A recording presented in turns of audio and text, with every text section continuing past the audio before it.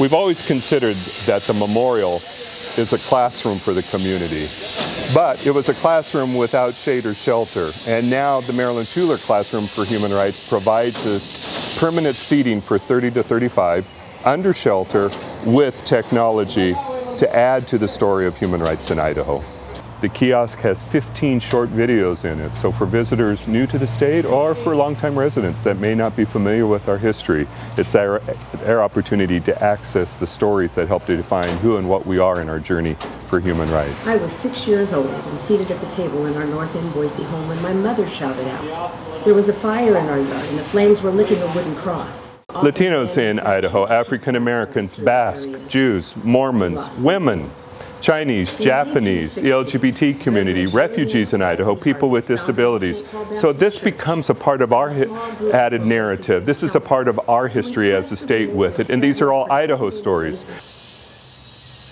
What this becomes is a real look at genocide, recognizing as students come through that the Holocaust was not the only genocide. Certainly nothing compares in the magnitude to the genocide, but there have been others. And so what we have listed are 6 that the United Nations recognizes. Of course, it was the Armenian genocide that became Hitler's blueprint for the Holocaust.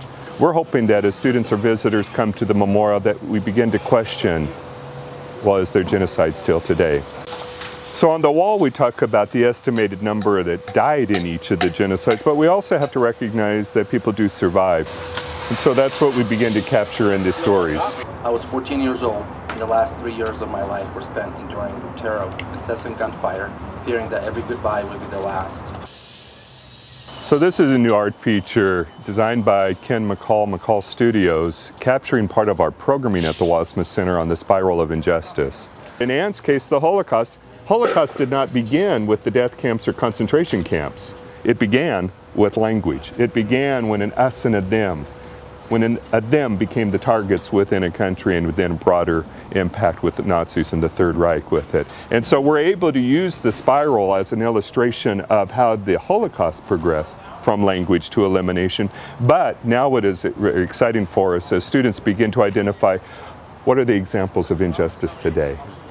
And one of the educators looked and she said, you know, I come to the memorial now, and she said, I don't necessarily relate with Anne Frank. It's not my story. But she said, now in looking into the spiral, I see myself and I begin to understand Anne's story.